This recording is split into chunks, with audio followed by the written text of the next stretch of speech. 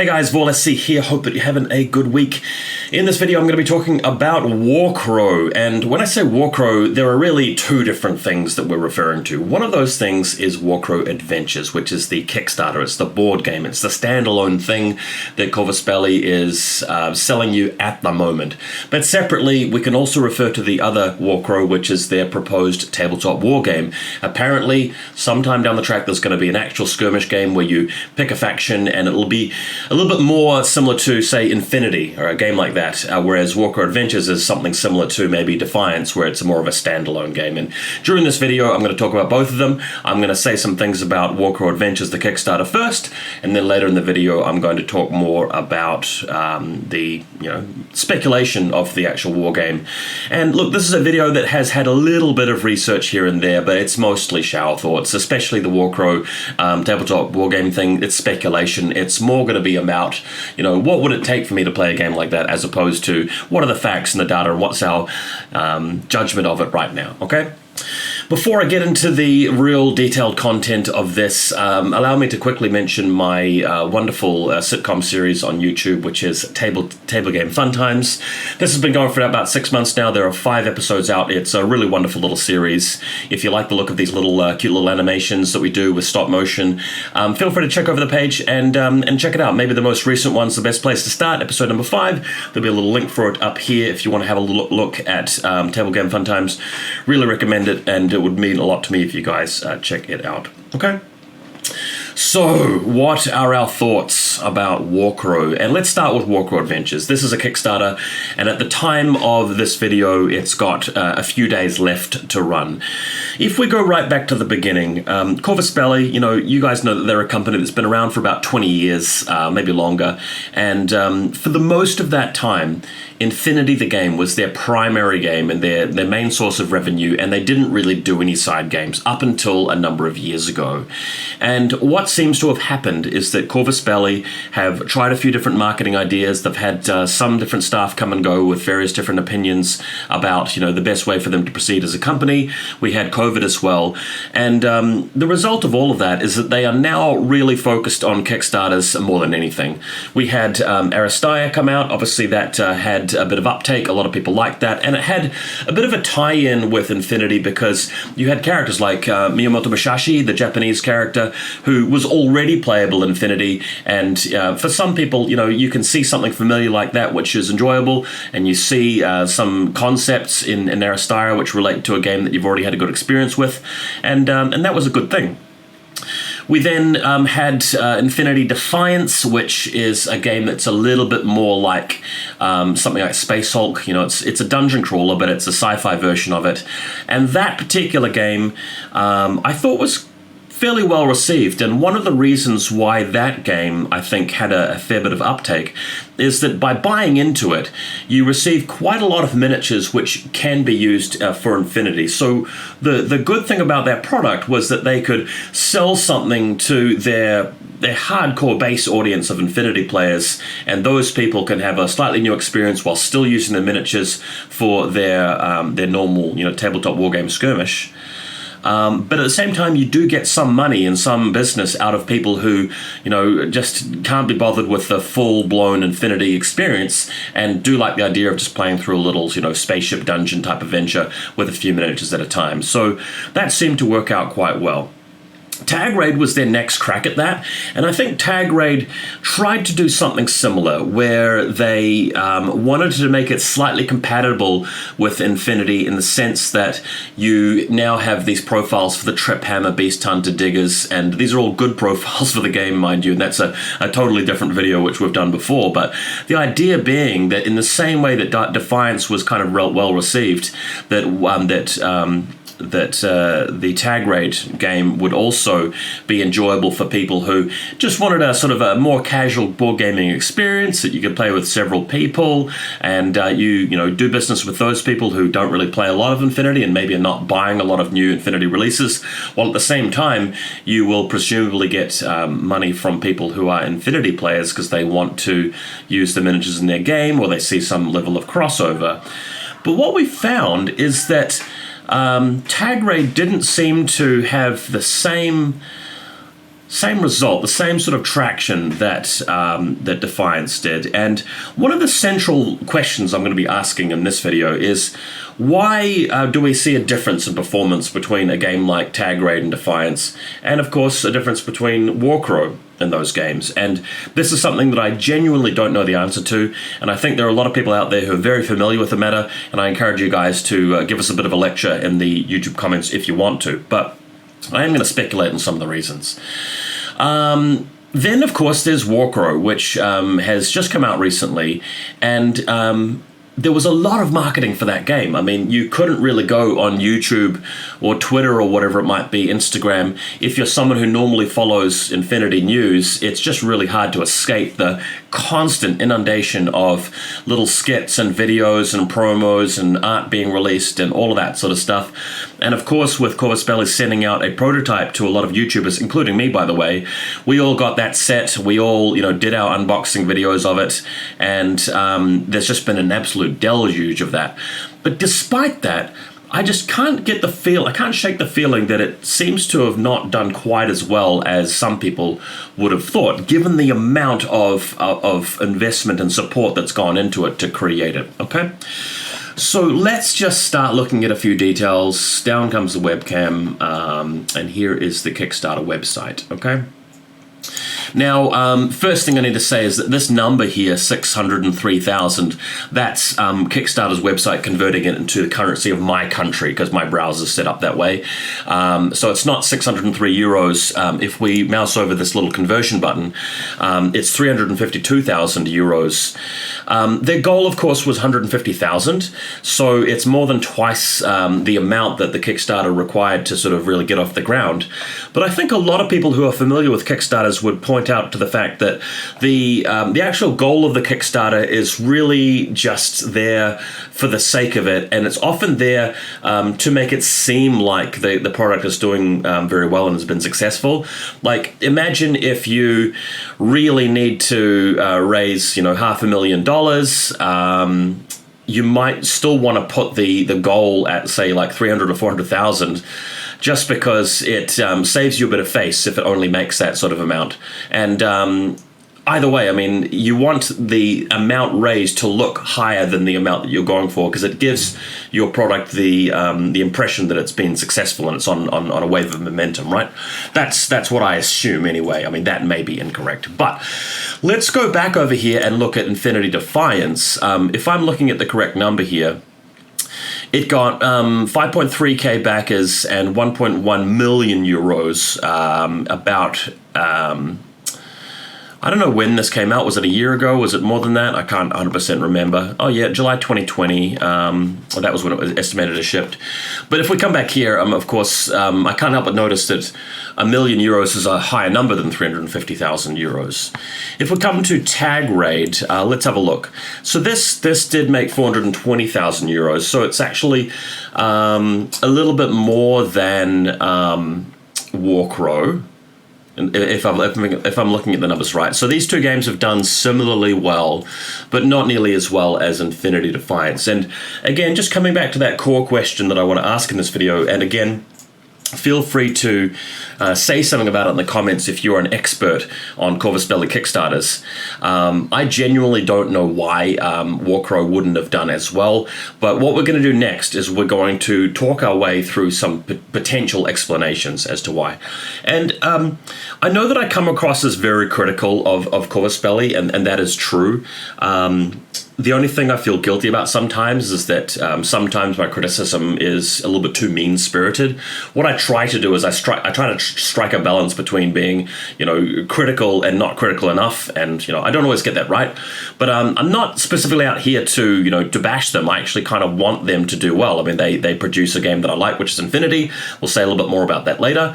But it would probably be better for me and for the community if Corvus Belli, were making a lot of strides and were making a lot of progress. So it's not like I want them to crash and burn here, okay? So let's have a talk about why Corvus, the Warcrow Adventures thing seems like it hasn't been doing that well. One thing that a couple of people have told me when I asked this question is that at the same time this got released, there was this thing. Oath Sworn, which is another board game which is on Kickstarter, which is very similar. You play one of these little adventure characters. It's got miniatures, it's got little dungeon tiles, it's got enemies, it's got a background, it's got the same kind of marketing. Very, very similar. You've got to look at it and go, wow, this is the same kind of market. It's the same kind of product. You can even get a hint from the name, It's sort of almost like there's a website where you just type in board game and they spit out like a name generator type thing where it's like Hero Quest, Gloomhaven, Warcrow, Oathsworn, da-da-da-da-da. That's sort of how it feels sometimes. I mean, I know I'm not the target audience of this market. If Harley Davidson comes out with a new motorcycle, it's brilliant. I'm not going to buy it. But that's not because it's a bad motorcycle. It's just because I'm not the kind of person that normally consumes that kind of thing. And board games as well. I mean, you're listening to a guy who is an Infinity player and an Infinity YouTuber. I am not the kind of guy that gets hyped up about board games. And you need to realize that this is not sort of like a review where I'm, one of the people that normally consumes this kind of game. I hope that is very clear. Anyway, this number here has been converted, but if we hover over here, what is it saying? It converted from over 2 million euros. So very similar game to Warcrow. They come out at the same time. They offer similar kinds of things here, but one of them has performed 4 times as well in terms of the revenue, right? When you look at it, I mean, this is a board game with tiles and stat cards and dice and all these miniatures. And you've got Warcrow over here. Can't help noticing the Oathsworn seems to have more stuff. But these are made by very different companies. I don't know very much about the company that makes Oathsworn.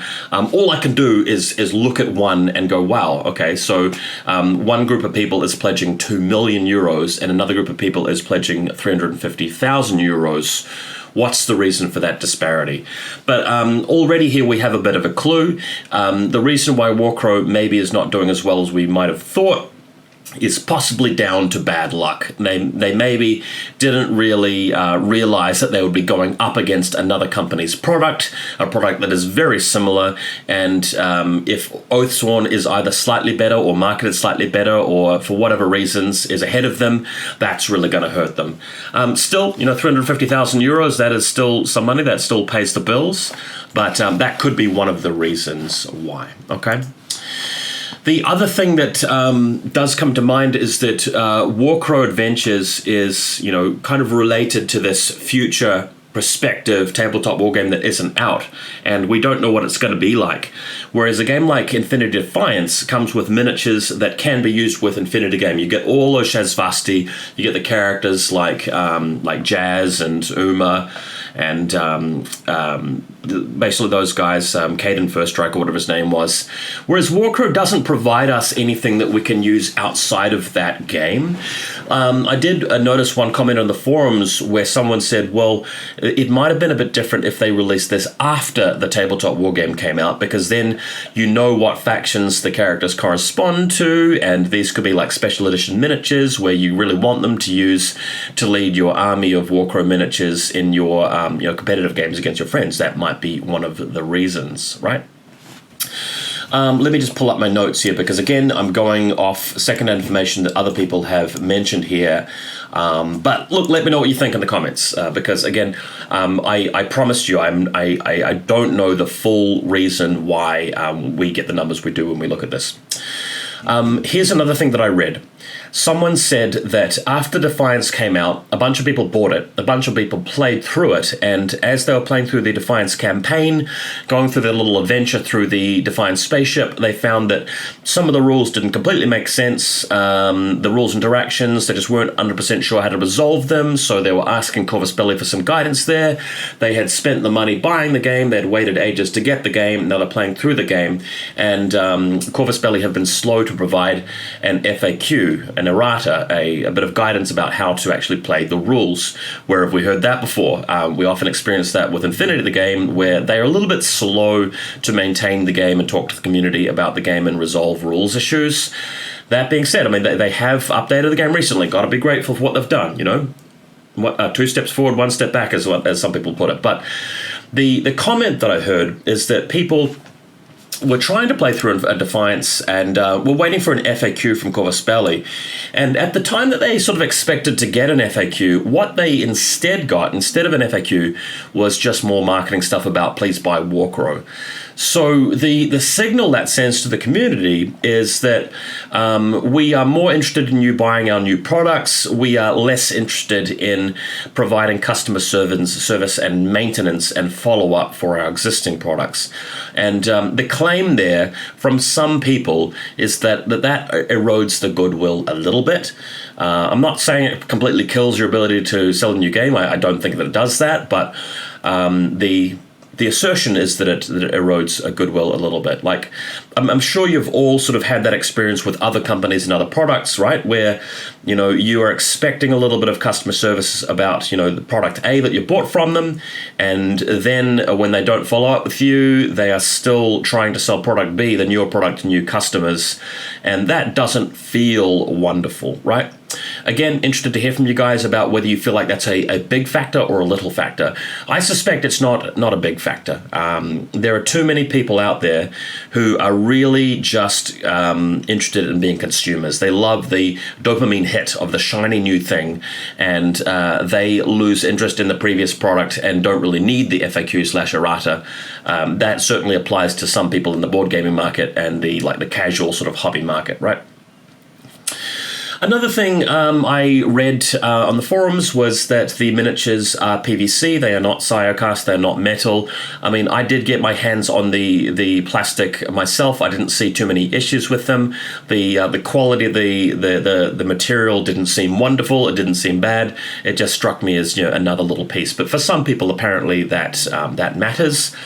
I don't know if you guys watched my little dungeon crawling stop motion cinematic, but when we were filming that and filming the scene in Table Game Fun Times where the girls are talking about it and reviewing it, Crystal was playing with the one of the miniatures and accidentally broke the little star off the front of its.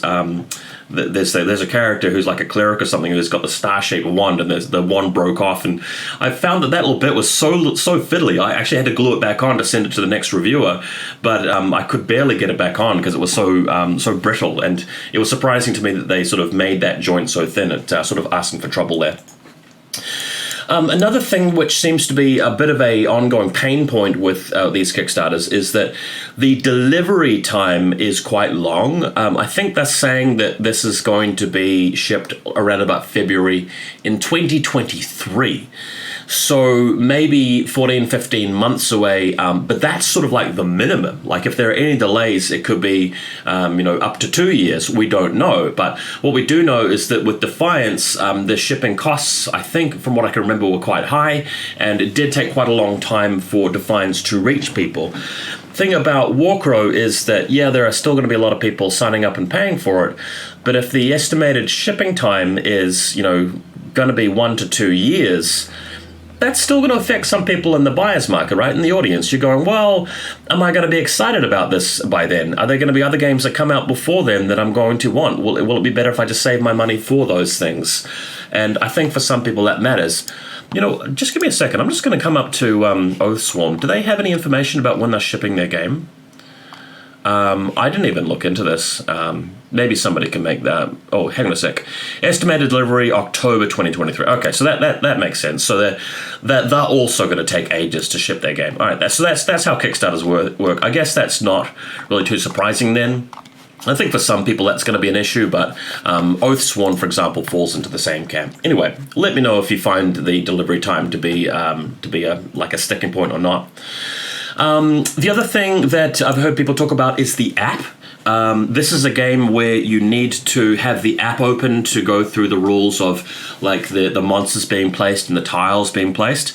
I did download the prototype version of the app when I was setting up the prototype myself, and the app It wasn't good. I mean, it was freezing and crashing on me, and I don't feel like it was very well laid out. The content in it didn't feel very good to me.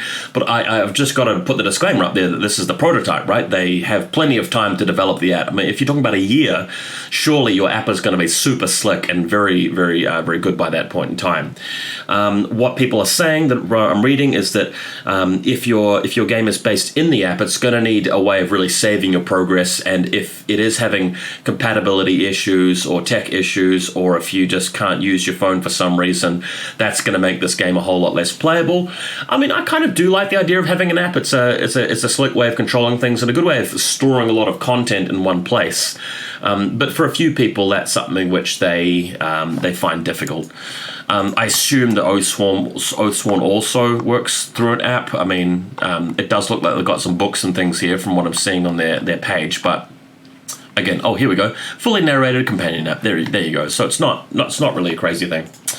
Last thing I noticed, which I thought was a little bit weird, is that somebody allegedly said that on the reviewing website Board Games Geek, Corvus Belli people were reviewing the game themselves, which seemed a bit weird. I don't know if that's true. Let me know if you have a source on that. I haven't done the research to look through Board Games Geek and see if there are reviews from Corvus Belli employees.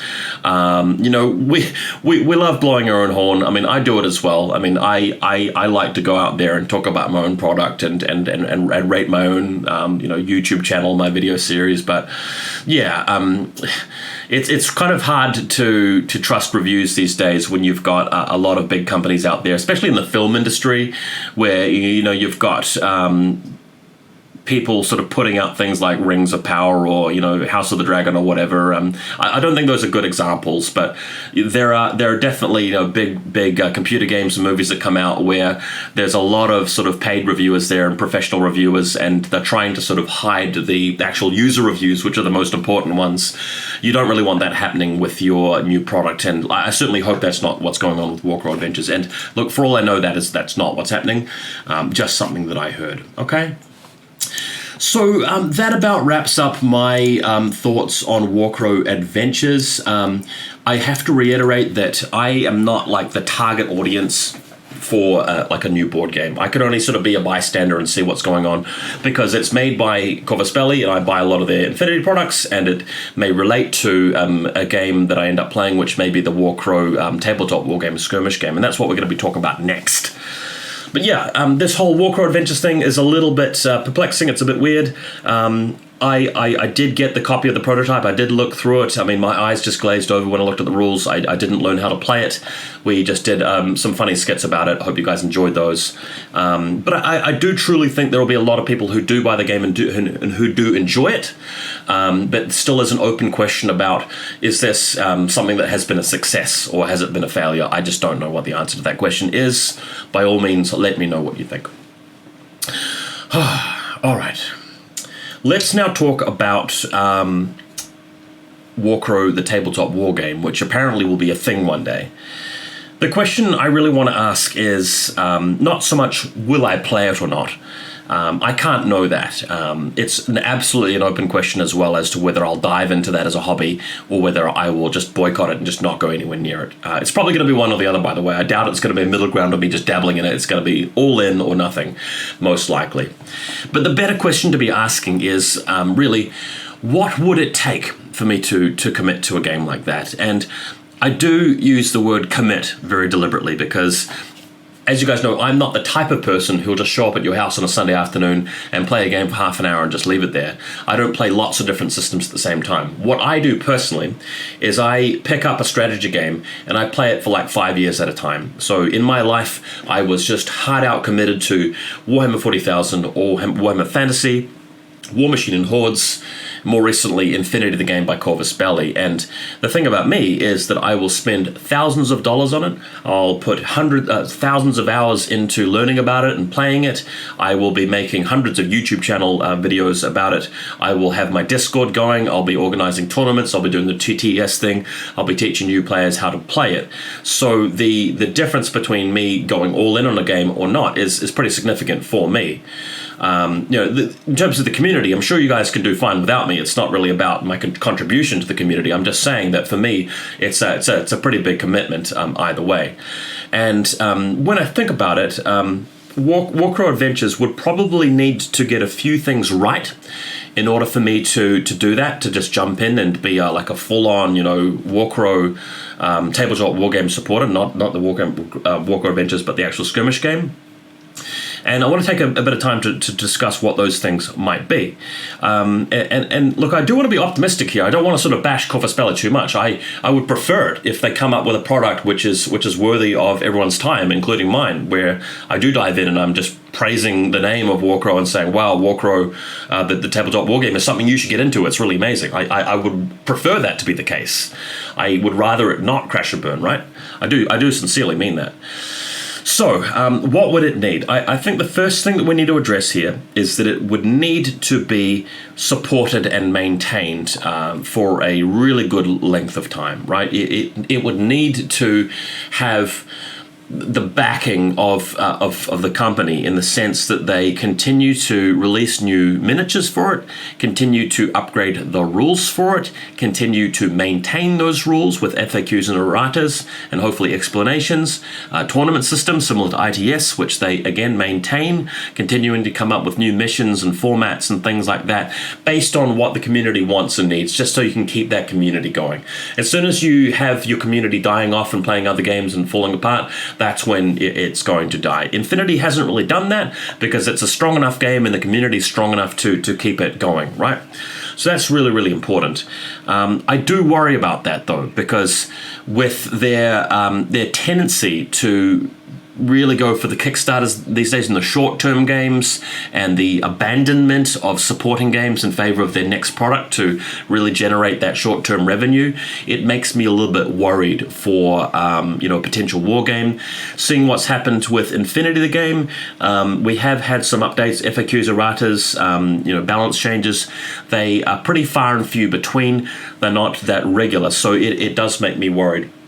What I do have to say too is that when you see a history of behavior, that really does affect your expectations for what we see in the future, right? If your company has started to trend this particular direction, it would be illogical to think, oh, well, everything's going to be different with Warcrow, the war game. They're going to completely, buck that trend and sort of not do the things they've been doing before. They're going to do something different this time. They're going to be fully supportive of it, and they're going to maintain it way more than any other game they've done in the past. It just doesn't really make sense for me to assume that. I still want that to be true. I still want to encourage that. I still hope for that, but I am sort of cautiously optimistic. I'm kind of skeptical that may be the case. Okay? In terms of gameplay, one interesting thing about tabletop war games is that they quite often are a game of incomplete information, where you have closed information, and we see that in Infinity the game, where you have hidden deployment, you have hollow echoes and stuff like that, you have drop troopers and things, and things that are in marker state, and classified objectives which your opponent can't see. And I quite like closed information if it's done correctly. One problem that I had with Warhammer Fantasy and with War Machine Hordes over a long period of time of over a decade playing those games was that once you became very, very familiar with the game, you set up your army and you see your opponent's army after deployment, and you know all of the information that's there. It's just a matter of playing that out, and you can quite often see which player is going to win just based on the deployment. And that's not really the case with Infinity. There's a lot of variance in Infinity, and there's information you can keep from your opponent. But over the history of Infinity, the game going from N3 to N4, the strength of closed information has just slowly started to deteriorate as there become more and more ways of figuring out what's under the marker, or what your opponent's left off the table, or the advantages you get from fooling your opponent are just less and less and less. If you think about a game like chess is one of the best strategy games of all time. It is completely open information, but that's because the possibilities, the ability to, the difficulty in finding the correct move in the middle of a game is just way up there for human beings. But the thing about chess is that nobody's really been able to replicate that kind of game in history. And with tabletop war games, you've got something which is a lot different, something which is difficult to learn, easy to master.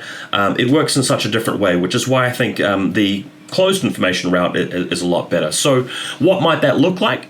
With Warcrow, I think that if you have like magical items and magical banners in the same way that you did with Warhammer Fantasy, making them kind of secret during the game, things that can be invisible, things that aren't placed on the board straight away, maybe some sort of fog of war, just anything that allows you to play against your opponent more so than playing against the pieces that they actually happen to bring, rather than, not so much just net decking a list. It's about actually trying to outplay your opponent with the pieces you've got, and there's more room to do that. And there's more room to have that mechanic happen when there's a bit of functional closed information going on in the game. Cool. As always, I think that game balance is really important. Distinctions in the factions, diversity, being able to pick a faction and have a very diverse play style. You might be playing the faction that is very good at playing passively and setting up a lot of traps for your opponent, or maybe you're playing the all-in faction that's very aggressive and you have to make sacrifices and you have to really focus on timing.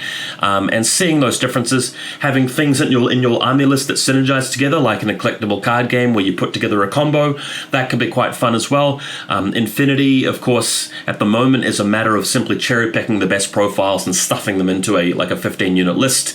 And there's just so much within the game where the internal balance is not great. About 60 to 90% of the unit loadouts just can't really be used competitively. You wouldn't really want to see that so much from a game like Warcrow, where they have the opportunity to stand on the shoulders of giants. They can see all of the past mistakes that have been made with gaming and try to correct them. One of my favorite strategy games is Gwent, which is the collectible card game based on The Witcher, where they've got a computer game version of that with CD Projekt Red. And the wonderful thing about them is that they update their game very regularly. Like, they come up with balance patches very quickly and regularly, and they're constantly addressing issues with the meta and addressing cards that aren't played very much, and coming up with new combos and new little tribal systems and things like that. And I'd love to see a tabletop war game that does that as well. I think that'd be really, really cool. Above all, I think that so many people can agree that if you are coming up with a new war game and you want people to buy the miniatures, like that's the most important thing, where you actually collect the miniatures themselves, but the intention is for those miniatures to be used for a game. People expect the game to be good. It's not enough to say arbitrarily, here is a game. When we say game, we're expecting that it's a game of a certain quality. I think we can all point to people that we know who collect miniatures and don't play a game at all. We probably know a few people who are happy to play a war game without even using miniatures. They just could have little proxy bits of plastic or bits of cardboard on the table, and they don't care about the miniatures. But I think for most of us, including me, me and you watching this video, we need both. We want to see really good miniatures, and we want to see a really good rule system as well. We don't really want to see too much compromise where we sort of ruin one thing in favor of the other. And I really hope that Corvus Belli understands that for the success of a really good product. I mean, if it's going to be a war game that you play competitively, have tournaments for, and build a community around, it's got to be successful in gaming terms. If you do poorly on that side, it's not going to work too well. Another reason being, too, that the people who do get into the game and who are really experienced with it and understand the rules very well and like the rules, they are usually the ones who are doing the advertising for you and, generating that word of mouth and going around to their friends. Wow, Warcrow is this really amazing game. We're having tournaments for it. All the factions are viable. There's so much diversity and thoughtfulness into it, and it's fun to come up with lists. Why don't you give it a go as well? That's probably the best community driver and the best sales driver and revenue driver as well in the long term. But you've got to support that by having a really good product. Ooh, I think the last thing I want to say here is that when we're passing judgment on this stuff, and when we're really deciding and assessing and evaluating whether it's good, we should be doing that on the basis of the actual content and the experience of playing the stuff, more so than just the marketing. If we just let the marketing get to us and we're always just buying the best new thing and then being disappointed with it, and yet still supporting the next thing that comes out with no change to the approach, I think that's the wrong way to go. It's much better if we can hold games development companies a bit more accountable to what we as the customer would like to see. So I hope more of that happens.